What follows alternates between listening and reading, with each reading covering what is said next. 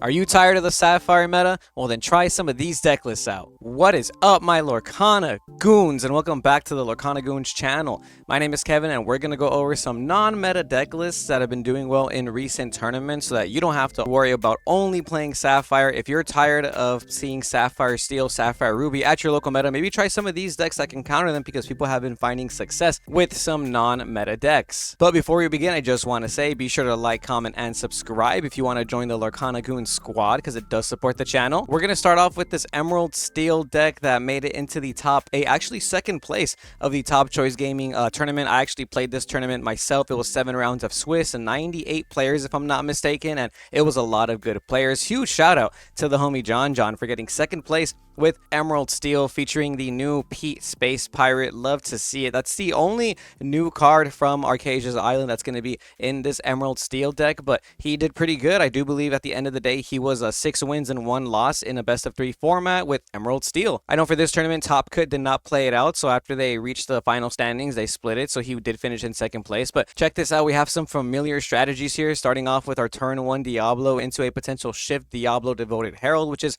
always really good in this meta right now, especially if you can follow it up with a Hidden Cove on turn 2. Steel is one of the most popular colors right now. Obviously, Sapphire Steel is super hyped up, and one of the issues with Steel is they have a hard time dealing 3 damage. Storm Rage on deals 2 damage. You have a Long Came Zeus, but you gotta wait till at least turn 4. Dealing 3 damage with Strength of a Raging Fire is a little bit difficult in those early turns, so what you're able to do is play Diablo, shift it, and now you can start drawing cards. And the best part about this deck is you can play Ursula Deceiver, which is a 2-cost Ursula that will snipe the opposing songs from the hand. So every card I just mentioned that'll out Diablo has the potential of getting discarded by the Ursula Deceiver. 4 copies of Morph because we are playing some interesting shift targets like the Beast Tragic Hero at 4, and 4 Pete Space Pirate, which is a new card from Arcasia's Island. He's a shift 4, 6-cost Thinkable with 5 strength, 5 willpower, and says while this character is exerted, opposing characters can't exert to sing songs. No. And your other pirate characters gain resist +1. Sorry, your pirate characters gain resist +1, including himself, which is pretty nice. We don't see Smee in this deck, which is a little surprising. I feel like Smee is one of the best cards you can play in Steel, and it is a pirate as well, but not in this deck list. It's looking like this is more of a control discard kind of build, and I was watching John play, and he was definitely controlling those game states. His last round of Swiss was really interesting. His opponent played Goat to get to 19 lore, past turn, and John had everything on the board to quest to get him to 19 lore, including a lingering Pete Games referee and a Pete Space Pirate that was shifted on top of a morph. He quests with everything except for the Pete Games, putting him at 18 lore. He plays a Bruno from his hand, targeting his own Pete Space Pirate, puts them both into the hand and makes his opponent pick a card at random to discard. His opponent did not pick the Pete Space Pirate, letting him shift onto the lingering Pete and quest for 2 more lore from 18 to 20, closing that game 3 out. The whole store went wild. That was such an awesome play. Everybody thought the game was over the moment that Goat came down and got the opponent to 19 lore, but that's how you do some of these winning plays with this deck. And it is a discard deck as well. We got 4 Prince John, 4 Ursula Deceiver of All, Sudden Chill, and 4 Hypnotize, and even 1 copy of Lucifer the Cunning Cat, which is a 5-cost character that'll potentially discard 2 cards from the opponent's hand. And in this meta, it's pretty easy to resolve, I think. A lot of people don't keep songs or actions in their hand against this deck because you have the Ursula Deceiver, so oftentimes you can catch them off guard with a Lucifer, discard 2. And then we even have Muses in this deck to control the board as well because we are playing a variety of songs: Sudden Chill, Storm, Strength, and Bruno, all at 4. Huge shout out to John for getting second place at this huge Southern California tournament. Next up in the same tournament, we have Calvin, who got top 8. Shout out you, Calvin, the homie. Local player as well, playing Purple Steel. I like the way he built his deck. Very interesting. A lot of 1-drops in this deck from Chernadog, Diablo, Magic Broom, even Maleficent biding her time at 3, so you can start questing for 2 as soon as you play your turn 1 card. We got 2 Calhoun, 4 Doc, because Doc is like one of the most important cards in this deck. It's going to let you draw 2 cards just like Pot of Greed, and one of the best things about Doc as well is that if you play Doc early, you can later top deck a Snake or a Fox, bounce back your Doc and play it again. That lets you draw more cards. We have 4 Smee, 3 Benja. I really think Benja is such a good card this format, especially in Purple Steel. I think a lot of people are underappreciating how good item removal is right now. Sometimes the blue steels and the red blue decks rely heavily on their ability to flavor sham you, and they're not going to really read that you might have a Benja or something. Another thing too is Maurice's Workshop and Lucky Dime. These are all very powerful cards that Oswald can play for free. Being able to get rid of those on the field is going to slow your opponent down maybe a turn or 2. If you pop the Lucky Dime, they can grab it back with Tamatoa, Happy has a clan, but they're going to have to spend at least 6 ink that turn just to grab back their lucky dime. And by that point, if you're questing with your Maleficents, with your Smees, your Benjas, you're questing for 2 lore every turn at least. And follow that up with a Giant Cobra to gain 2 lore by discarding, or playing some Genie Wish Fulfilled to start questing for 2 again. It is a lot of pressure. My favorite thing about this deck is that he's playing 3 White Rose as well. And this is just really powerful because you have 3 Cobra, 3 Rose, 4 Goat. These are all cards that let you burst a lot of lore very early on in the game. So once you get to like 13, 15 lore against blue steel decks, it's over because they do not play Pirate's Life. And if you are afraid of Pirate's Life, you can play Pete. He's playing 4 copies of Pete Games Referee, which will stop the opponent from playing actions. Do this on curve. Your opponent can't play How Far I'll Go, Sail the Azurite Sea. They can't Pirate's Life you. So sometimes Pete is just going to end the game for you. What's really interesting is I see no copies of Along Came Zeus. I was terrified of playing against Maui Sharks and Tamatoas and Scrooges that I played 3 Zeus and 3 Strength that day. But I actually really like the way Calvin built his deck. It's a lot more consistent than the way I was going with it, I'll admit. So congrats to Calvin for getting top 8 with this deck. Purple Steel enjoyers, you can play this deck still. You can play it kind of aggressively like this too, and I think it's a very good strategy. Next up, we have a Ruby Amethyst list from top 8 of the Conflux Clash tournament. Really interesting to see because I feel like a lot of people gave up on Ruby Amethyst, and I think Ruby Amethyst is still a pretty strong deck. What I really want to talk about is this Queen of Hearts, the new Queen of Hearts that came out in Arcasia's Island. 2 cost inkable, 1 strength, 4 willpower that says when this character has damage, get +3 strength. And you can combo this off with Teeth and Ambition, so on turn 2, maybe even turn 3, you can sing this character, deal 2 damage to a different character or her. All of a sudden, you have a 2 cost 4 strength character on the board. This is going to be really powerful to deal with opposing cards like Lawrence, maybe Smee. You can also use this for a good crab target, which is really nice. I think it's a crab and fox meta right now. I'm seeing a lot of purple decks play 4 crab, 4 fox, and I think it's really important to kind of note that and have that in your purple style decks and your amethyst decks, because a lot of steel cards get punished heavily by your ability to get value trades with these cards. Sometimes your opponents make interesting quests with Smee, Calhoun's, even cards like Pluto Guard Dog, and Merlin Crab and Madam and Fox. They're going to give you that ability to come back into the game, especially if you're on the draw. Oftentimes when I'm playing this deck, or if I'm going second, I tend to want to play a 1-cost character on turn 1 and 2 1-cost characters on turn 2, because if you're playing against a steel deck that can sing cards early, like with Belle Apprentice or with Cinderella Ballroom Sensation, you're going to want to have as many characters as possible by those turns 1 through 3 so that you have good crab and fox targets. I really like the look of this list. Like I'm a big Ruby Amethyst fan, so I like the fact that they're only playing 3 Be Prepared. I've also been cutting out Be Prepared for my deck a little bit. It feels like it's not a card that you want to have in your hand in the early game, especially with how fast the game is right now with this color combination. You cannot afford to keep high cost uninkables in your hand, if with any color combination really, unless you're playing Sapphire, because you can ramp into them, right? 1 copy of Dragonfire to make sure you can deal with those pesky Maui Sharks, or maybe even like a Flavor Sham or something. We are playing only 3 Brawl, which I think is a little risky. That's just my opinion though. I think I just love 4 Brawl. I don't like losing to Flavor Sham top decks, I like the Teeth and Ambitions. I gotta touch on this again because people often probably think like, what card are you really hitting with this? You can hit a Smee after they quest it and you can get rid of it on the board. One of my favorite things to do though is to stop a Sisu shift. Sometimes people play Sisu Daring Visitor on you, and you can use Teeth and Ambitions to get that out of the way, which is really nice. A lot of characters in the game actually have 4 to 3 willpower, so Teeth and Ambitions doesn't seem like the best card, but oftentimes you have like 1-cost characters like your Queen and stuff, and that'll be the extra 2 damage you need to get rid of them. Here we have another green steel list from the Safari Zone 3K cash tournament. Really awesome to see green steel making some comebacks in this meta. This list is playing 3 copies of Giant Tinkerbell, which we didn't see before, 2 copies of Cricky, we got those 2 Lucifers, 2 copies of Zeus, and it's looking like Morph is the card you probably want to play in your Emerald Steel strategies. You can shift the Beast Tragic Hero, a Diablo, like we were saying. In this deck, you even have Tinkerbell that you can shift on. I like the Pete Space Pirate. I think the Pete Space Pirate's pretty good too. I think especially as more and more decks start to evolve in the meta and people start playing different decks like Amber Steel, Emerald Steel, that other Pete Space Pirate to stop your opponent from singing songs actually kind of nice, right? But Emerald Steel making waves in the meta. I do think Emerald has a very good matchup against like the blue steel decks. Sapphire Steel, it takes some time to set up sometimes, if they're not opening up like Double Bell on you and they don't have the songs to sing, you're going to be able to utilize your discard package to aim for cards in their hand that you don't necessarily want them to have at their disposal. One thing I want to know for sure is there's no Prince John in this deck. So is it really a discard deck? You guys let me know down below. We got to give the biggest of shout outs to Jetna Mutter for getting top 8 at this Safari Zone tournament with Amber Steel. Looking like Diggy Diggy Hole Amber Steel. Love to see it. Shout out Glimminier. Shout out Demetrius. Shout out Jetna. You guys are awesome people. I'm really excited to see how well you did at this tournament. So huge congrats again. I know you guys been grinding it out. Let's take a look at this deck list. We have some 1-drops consisting of Cinderella, Ballroom Sensation, Daisy Duck, and Happy the Bold Knight. So this is pretty cool. These are your 1-drops so you can start the game off early, and Daisy's obviously going to let you quest for 2 and start pushing the aggression very early on. Cinderella's going to let you sing Storm and Strength of a Raging Fire, which if you're going first, these are some of the best plays you can open up with in Lorcana. Being able to play 3-cost songs by turn 2 is a little unfair. I do want to talk about Dwarves Mine. I really like Dwarves Mine, man.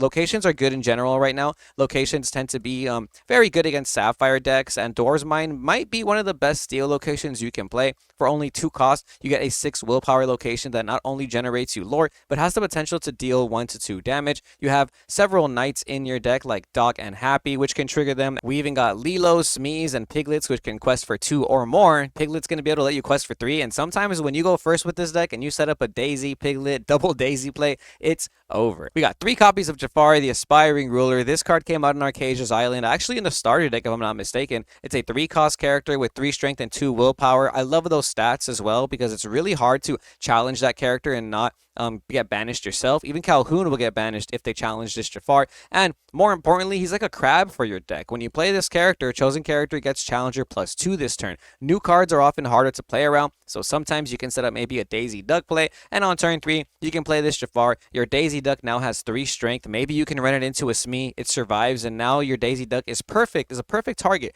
for your Rapunzel. Rapunzel being one of the best cards in Amber right now. I feel like if you are going to play this deck, you do need full Rapunzel. So although it is an anti-meta deck, it's not really budget friendly, but still a very powerful deck nonetheless.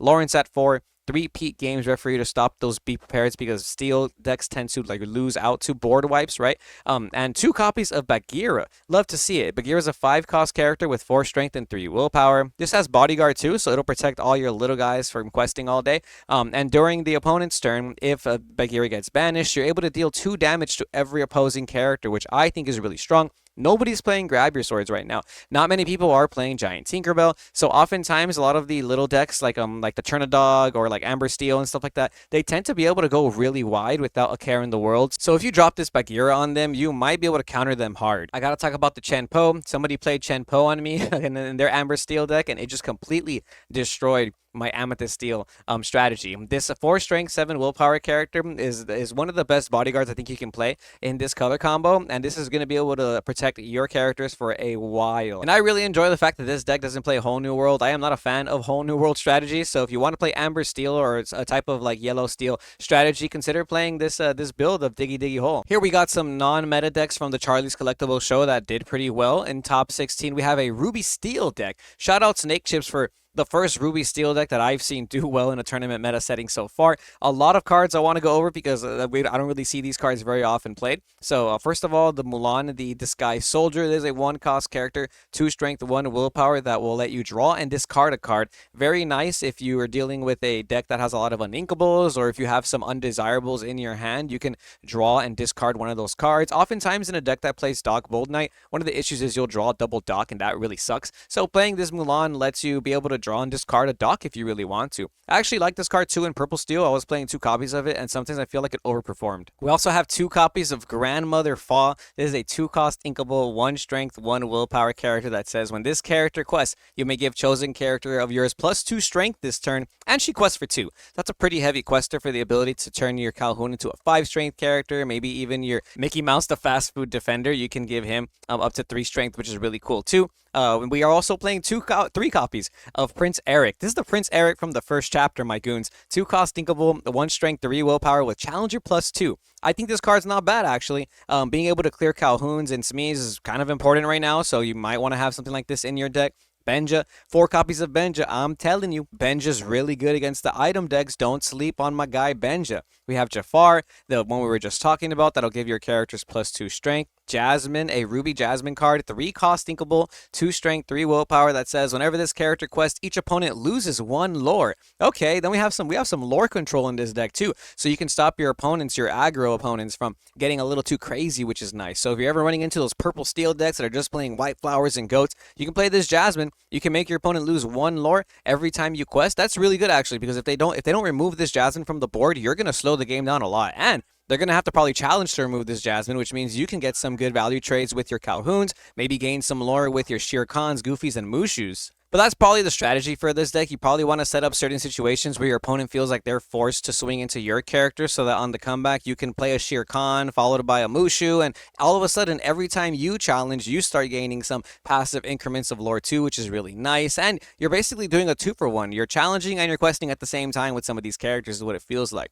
4 Lawrence, 4 Pete, 3 Shere Khan, which has an ability that says whenever one of your characters challenges another character, you gain 1 lore. Super Goof, Rush, 2 Strength, 4 Willpower. When this character challenges, you gain 2 lore, 2 copies of Maui, and 4 copies of the new Mushu. Whenever one of your characters challenges, they gain Resist +2, that challenge. And it says during your turn, whenever one of your characters banishes another character in a challenge, you gain 2 lore as well. And last but not least, 2 copies of RLS Legacy, which probably is just a nice location to be able to gain some passive lore. It's an 8 willpower location. It is uninkable, which can kind of be annoying, but we do have that Mulan in there to make sure that we can discard it if we need to. Ruby Steel deck making it into the top 16 of this Charlie Collectible show. Huge, just like a 300 player tournament, by the way. So if you're trying out Ruby Steel, do not doubt yourself. We need to talk about this Ruby Amethyst list, though, from the Charlie's tournament. This list was piloted by Zeke the Beast all the way to top 4, which is really impressive because it was like, I think, 9 rounds of Swiss, and then day 2 was like a top cut or something. So it was a lot of rounds with a lot of players, and Ruby Amethyst still doing its thing. Huge shout out to Terrace Black, by the way, because I do want to give him credit where credit is due. He's pretty much the person who popularized this version of Ruby Amethyst, playing 4 copies of Fairy Ship, for 2 copies of Forbidden Mountain, and 4 copies of Library. In a deck where you're not used to seeing this many locations anymore. Really interesting to see. You can control the early game with your 4 foxes and 4 crabs like we were talking about earlier. You have rabbits and genies and friends on the other side for your consistent draw power. And at some point in the game, you could just start playing locations and go really wide before you trigger your Be Prepared. Be Prepared will clear every character on the board, but it won't clear locations. So your opponent's going to have to invest cards into their board characters to start swinging into your locations. And then you can Be Prepared them back to back. And it does feel like that's the strategy for this deck sometimes. 3 copies of Queen of Hearts. Shout out Zeke for posting a Twitter thread kind of going over a little bit of his ideas and like what he would change and with the deck and whatnot. And he said that the Queen of Hearts was okay, but that he probably would change it for something like Cusco instead. So if you don't want to play Queen of Hearts, you probably don't have to. Maybe you can trade that out for some other cards. 2 copies of Brawl, 2 copies of Dragonfire. We're starting to see Dragonfire make a lot of waves in this meta too, is what it's looking like. And of course, we're playing the petting zoo characters, foxes, crabs, goats, rabbits, and snakes in this deck. One of the best plays you can do in Lorcana is rabbit and then bounce it back with one of your characters to keep drawing some cards, or goat and bounce it back with one of your characters to make sure that you can get to 20 faster than they do. Here's a really interesting deck from the Charlie's Collectible Tournament as well. We have a red, green, emerald, ruby deck piloted by Caden Wood all the way to top 64 of this 300-plus player tournament. Very interesting to see. Shout out Caden for bringing these non-meta decks to tournaments and finding some success. Love to see it. I got to go over this because there's a lot of cards that I don't really see in the metagame right now. A lot of people are not playing Maui Half Shark, and I think Maui Half Shark's still really good. He's also playing 4 copies of Robin Hood Sharpshooter. This is a legendary from Shimmering Skies, a 4-cost uninkable character, 1 strength, 4 willpower that says whenever this character quests, you can look at the top 4 cards of your deck, play an action there that's 6 cost or less for free, then you put the rest of the cards into your discard. So this will let you trigger Pirate's Life, Bruno, Sudden Chill, Return of Hercules, You Came Back, Hypnotize, or even Brawl if you reveal any of those cards. And You Came Back is probably one of the more interesting combinations you can find off of this card, because you can quest with Robin Hood, reveal You Came Back, trigger the You Came Back, ready your Robin Hood, quest with Robin Hood again, and if you find another You Came Back, you can do it again, but more than likely you'll probably find something like Pirate's Life or Return of Hercules or something, but still pretty cool to be able to play some cards for free. I like Return of Hercules. This is a card that says each player reveals a character from their hand, and you both play for free. You as the turn player will reveal the card first, and if you have any abilities that happen on play, you're going to have to trigger them first in the opponent, but realistically, it doesn't look like he's trying to hit any like crazy cards off of this. Like, we're not seeing Maleficent Monstrous Dragon dragon. We're not seeing too many high cost characters. I like playing it like this. You probably just want to see more character stuff on the board. Maybe a Maui Half Shark, maybe a Ratigan right here, because these both characters, anytime you activate any actions, you're going to gain some extra lore. So you're going to be able to set up some pretty cool plays where you gain extra lore by triggering your Robin Hood if you have Maui Shark already. Maybe you trigger a Pirate's Life with a Ratigan and all of a sudden you're gaining 3 lore instead of 2. And I like the discard package too. Emerald is a very strong color right now, and we have the discard engine going on in this deck with 3 Prince John, 4 Diablo, Ursula Deceivers, even Flynn Riders and Merfolks to get our opponent's hand size smaller and smaller by the turn. Hypnotize and Sudden Chill will help with that as well. Love to see it. I kind of want to add like a Lucifer to this deck or something to really hone in on the discard packages. I think discarding is very strong right now. Huge shout out to Traverse Tavern for getting top 16 at this Charlie's Collectible Show tournament. Go check out their YouTube channel as well. They do awesome content.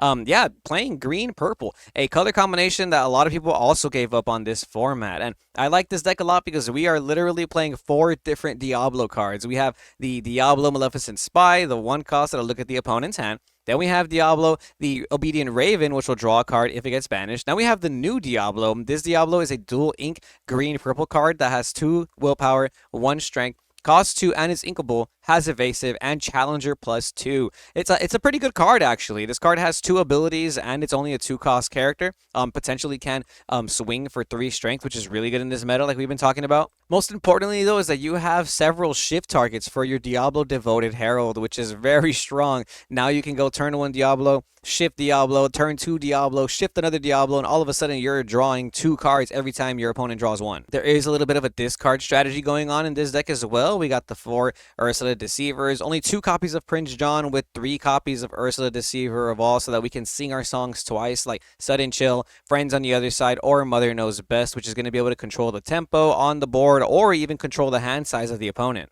3 Crab and 4 Fox, like I've been saying, it really does feel like a Crab and Fox meta, especially if you're going second. 2 copies of Genie, Wish Fulfilled. I really like Genie against the Sapphire Steel strategies. When I was playing my Purple Steel deck, the first thing I noticed was as soon as I play Genie on turn 4, the Sapphire Steel players start to freak out. And if they don't have outs to Genie, then you can just keep playing Genies back to back, and you're able to start questing for 2, 4 every turn. We have 1 copy of Cricky. Cricky will help you deal with locations as well. Locations can be kind of an issue for some of these decks, right? Although you do have Crab and Fox, which are really important, Cricky is also going to help you eliminate some locations. 3 copies of Elsa the Fit Spirit to deal with some evasive characters or even some characters that don't like to quest, like Oswald maybe. If you play this, you can get rid of their Oswald before it starts getting any more value. And 4 copies of Library, because Library is just the best location right now, right? And since we're on the topic of Emerald Amethyst, we have another green-purple list to go over. This was a first-place list by BP Waru and an Enchanted Elsa tournament. So shout out you for getting first place and winning an Enchanted Elsa with Emerald Amethyst. Love to see it. Not something that most of us would have expected, right? Again, we have all the Diablos in here with the Shift Diablo as well. We even have some discard engine going on, but no Ursula Deceiver of all, so you can't sing any of these songs twice, but we are playing 1 Lucifer, 4 Hypnotize, even 3 copies of Improvise, which is pretty good. You can actually use Improvise on illusion characters, my goons, so if you're running into Amethyst Steel in your meta and you see Giant Cobras on the board, maybe some Rajas or Iagos, you can use Improvise on your opponent's characters. You draw a card, and if it's an illusion character, you're going to be able to get rid of that card for free. 1 copy of Dolores Madrigal, very interesting. It's a 4-cost character, 3 strength, 3 willpower that says when you play this character, if an opponent has an exerted character in play, you get to draw a card. Not too bad. It's an extra draw card. It's kind of like Rabbit or Genie, but it is inkable. It does have that stipulation of needing exerted characters, but it's not too much to ask right now, especially when everybody's questing with their Smees and their Flavor Shams and stuff like that, right? Next up, we have a 3rd place Emerald Amber deck list by Hal Brady from the Diet Coke Invitational Tournament. This tournament was actually interesting from what I saw on social media. I believe entry was a 12-pack of Diet Coke, and that was it. Like no cash entry, nothing else. You had to bring Diet Coke to enter this tournament. Very interesting, very fun to see that from tournament organizers, by the way. Huge shout out to Hal Brady for getting 3rd place with the Chernadog deck. That's what they're calling this, Chernadogs. It's a green-yellow deck that plays 0 actions or songs. You're only playing characters. I really enjoy this deck personally. It's really fun to play. We're playing a bunch of one-cost characters in this deck. 4 copies of Nala, Little John, Lady, Daisy Duck, and 3 copies of Mayweather. The reason you want to do this is because you want to play as many one-cost characters as possible so that your 7-cost Tramp can be played at least by turn 4. Because for every character you have on board, this Tramp will cost 1 less. So potentially by turn 3 or 4, you're going to have like 3 to 4 characters on board. So this Tramp will only cost about 3 to 4 ink, which is really powerful for a 2 strength 6 willpower character that can quest for 2. Its willpower is really big. Obviously this card loses to Brawl, loses to Sisu, so that's going to be kind of an issue, but against those steel decks, against those sapphire steel decks, they're going to have a tough time getting rid of this Tramp on the board. And my favorite part about it is when you play this character, you can draw and discard equal to the number of other characters you have on board. So if you have 5 characters on board, you're drawing 5 and discarding 5. That's going to make it so that you can find your Chernadog a lot easier in this deck. This deck might be the only deck so far that I've seen that can play more than 1 Chernadog, because Chernadog has a stipulation where you can pay 1 less to play him depending on how many characters you have in your discard pile. But when you play him, all the characters go back into your deck. So that means if you have like a second Chernabog in hand, it's going to be hard to play him because you're not going to have any more in the discard. But every time you resolve something like Tramp, you're going to add more and more cards into your discard pile, which is really cool. And you're also playing Lilo the Escape Artist, so that's another great synergy right there. Great line of synergy right there, where you can draw a bunch of cards with Tramp and then discard a bunch of Lilos from your hand after you've drawn like 4 or 5 cards. 1 copy of Lady, Miss Park Avenue. I like this card a lot. It's kind of hard to shift because oftentimes this lady will get banished before then, but when you play this character, you can add back 2 characters with cost 2 or less from your discard back to your hand, which is really good, and most of the time you're probably adding back daisies to your hand, right? We got 2 piglets, so make sure we can quest for 3 sometimes. We have 3 kick Cloud Kicker, because this deck doesn't really have removal, and oftentimes you just want a card to get rid of an opposing Genie, maybe an opposing Sisu Daring Visitor to stop your opponent from shifting. Kick Cloud Kicker is probably one of the only removal cards you can really play in this color combination. Yeah, there's Mother Gothels and Genies and stuff like that, but they cost a little too much, and realistically, you don't really want to play too many high-cost characters. The highest cost character in this deck is going to be Chernabog and Tramp, but both of them can be played for way less ink depending on how you've set up the game so far.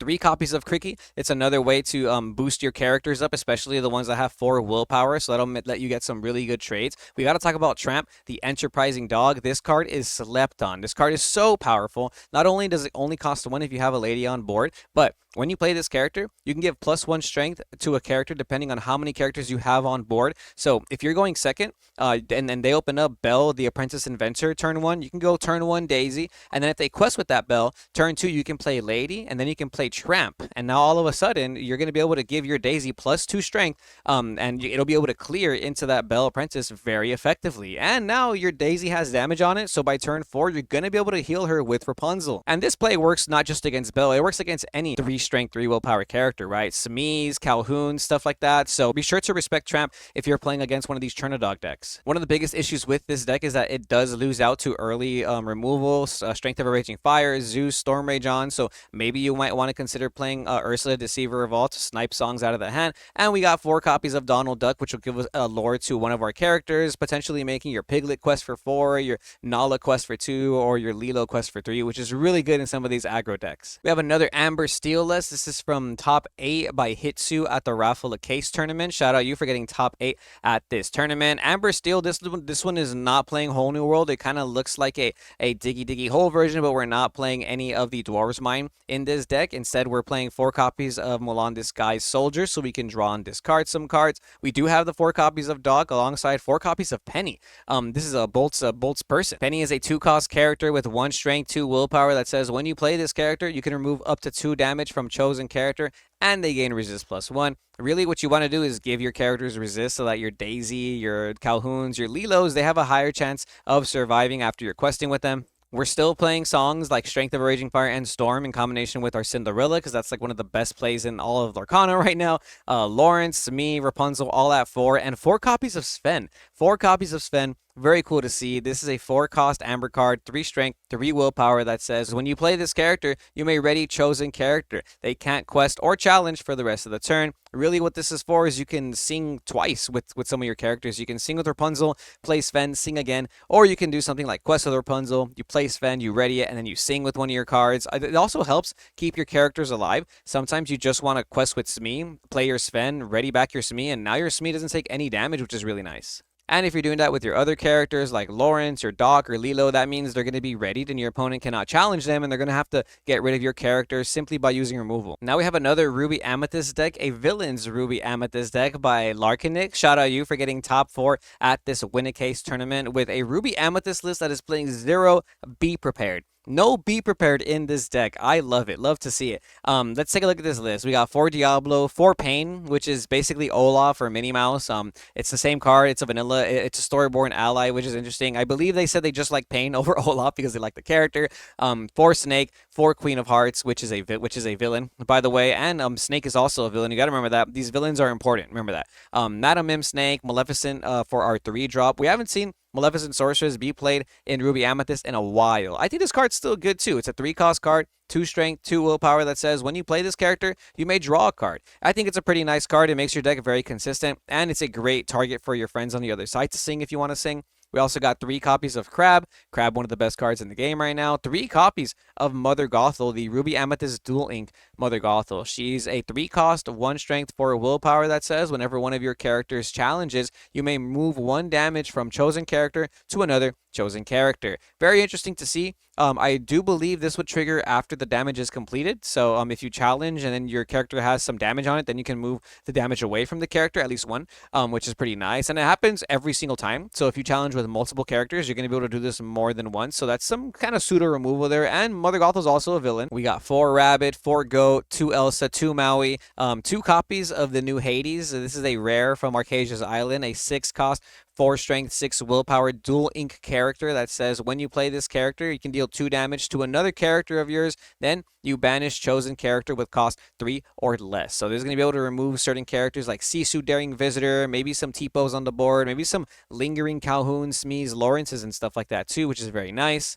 For more removal in the deck, you have 2 Lady Tremaine and 2 Scar. Like we were saying, there's no Be Prepared in this deck, so Scar might act as another board wipe. If you don't know what Scar does, he's a 7-cost character with 6 strength and 5 willpower that has Rush, so you can challenge on the first turn you play him. Has an ability that says during your turn, whenever this character banishes another character, you can re-ready him. So that means you can just challenge as many characters as possible until your Scar runs out of willpower. Only 2 copies of Brawl with 4 copies of Teeth and Ambitions, which is going to synergize well with our Mother Gothel. 3 Friends on the other side, and 3 The Most Diabolical Scheme. Maybe that's why we're not playing Be Prepared or more copies of Brawl, because The Most Diabolical Scheme is a 3-cost song that says banish chosen villain character of yours, and then you banish chosen character. So all you got to do is sing this with Maleficent, and then you played a Dragonfire for free, or like it's more like a Glimmer versus Glimmer, because you have to banish one of your own villains. But this is really powerful because you're able to just pick and choose what card you want to banish. So sometimes against those pesky Sapphire decks, they're going to be ramping quickly. They're going to be ramping very quickly into their big Scrooge McDucks, Tamatoa Shiny, even Maui Half Sharks, and Most Diabolical Scheme is going to be able to get rid of those on the board without any stipulations. Medusa Tremaine, they're very powerful, but they cost 6. They cost 6 ink, and when these Sapphire decks are ramping against you, it takes so long to get to these characters, and sometimes you can't even resolve Tremaine correctly because Sapphire players will leave a Tipo on board or something, right? So Most Diabolical Scheme is going to give you the ability to pop any character of your choosing. Next up, we have a yellow-purple hyper aggro deck from the Cutler Card Market 2K.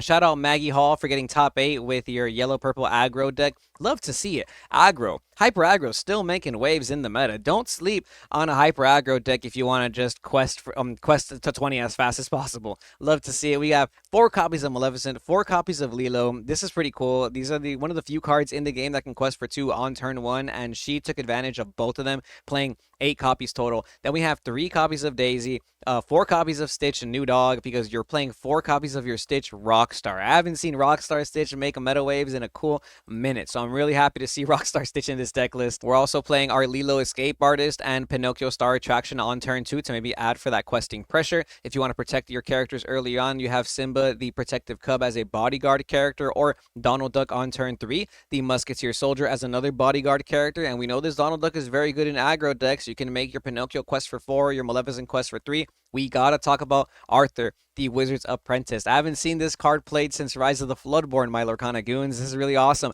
3 costs uninkable. 1 strength, 3 willpower that says whenever this character quests, you may return chosen character of yours to your hand to gain 2 more lore. So this character has the potential to quest for 3, and on top of that, you can set up plays where you quest with your Lilo, then you quest with your Arthur, you suddenly gained 5 lore, and you use Arthur's ability to bounce back your Lilo to your hand, and now you play Lilo again. She's no longer exerted, so she can't be challenged. That's probably one of the most powerful plays you can do in this deck early on. We have 3 copies of Magic Carpet. He's a 3 cost, 1 strength, 3 willpower character that can quest for 3.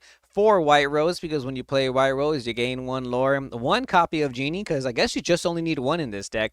4 copies of Merlin, 4 copies of Kita, Protector of Atlantis, which we don't have any shift targets, but this Kita will lower the opposing opponent's strength, so that they can't get rid of your characters. The Rock Star Stitches, 1 Chernadog, because like I said, not many decks can play more than 1 Chernadog, but if you are playing a character deck or like a hyper aggro deck, oftentimes your opponents are going to do whatever they can to get rid of every character on board. So maybe by turn 4 or 5, you'll be able to play this Chernadog for a lot less. 4 copies of Friends on the Other Side for some draw power, and 4 copies of the Queen's Castle. Normally, we're seeing a library be played, not Queen's Castle. But Queen's Castle, the biggest difference is that it'll get you 2 lore every turn. So in a hyper aggro deck, I think Queen's Castle makes a little bit more sense, right? So huge shout out to Maggie Hall for keeping the hyper aggro dream alive. And I know I said this is an anti-meta deck, but I gotta give a huge shout out to Jonathan Blue Jam Martinez, a member of Team Goons, for getting top 8 at the Top Choice Gaming Tournament this weekend. Yes, he was playing a meta deck, but this is not really how I've been seeing people play Ruby Sapphire. And I get the feeling that now it's gonna start influencing people to play it this way, because I think this is the correct way to play it, outside of the Dinkan Farm build, by the way. But basically, he's using cards like Unconventional Tool, Maurice's Workshop to really take advantage of the early game. You're able to play Popsicle on turn 1 and pop it with your Bell, but you could also play Unconventional Tool on turn 1, pop it with your Bell, and now you can play a Popsicle for free.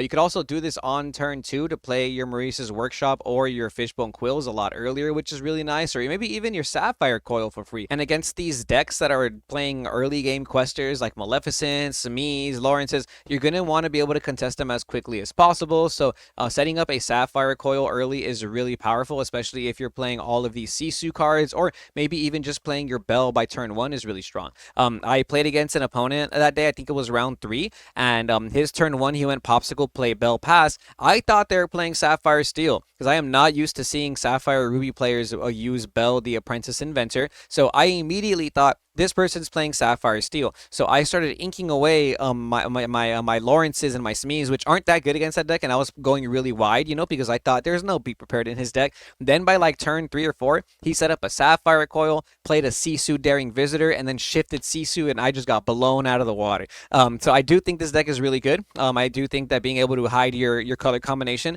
is a very good strategy too with this deck, because like I said, normally when people see the Bell Apprentice Inventor, at least in the first few weeks, it was more of a Sapphire Steel strategy, but now I get the feeling you're going to be able to see it in a lot of Sapphire Ruby decks as well. I know Sapphire Ruby did very well at a lot of other tournaments as well, not just this one, so it's going to be seeing a lot more popularity, I think, in the upcoming weeks of meta gameplay. That's going to be all for this video, my Lorcana Goons. Be sure to like, comment, and subscribe if you like the content and you want to join and support the Goon Squad community. Huge shout out to all these players and all the tournament organizers for throwing these tournaments, especially right now when we don't have any official Disney Lorcana events announced, so really appreciate you guys for sharing your deck list online. Huge shout out to inkdecks.com. If you want to see any deck lists, be sure to follow this website. I'll put the link in the description for the website and all these deck lists down below. But there's a lot of tournaments that happened this past weekend, and this is just a fraction of the deck list. Whether or not it's like in top 8, top 16, some of these tournaments range from 300 players to 20 players, and I do believe that there is merit to looking over a lot of these deck lists because some people are really cooking. So I love to see it. I really appreciate all the people posting their information online as well, because it does help the channels like us. So if you guys have been playing tournaments, be sure to post your tournament deck lists on Twitter, join our Discord, and post them there as well. But until then, remember to stay tuned to Lorcana Goons, and we'll see you Goons next time.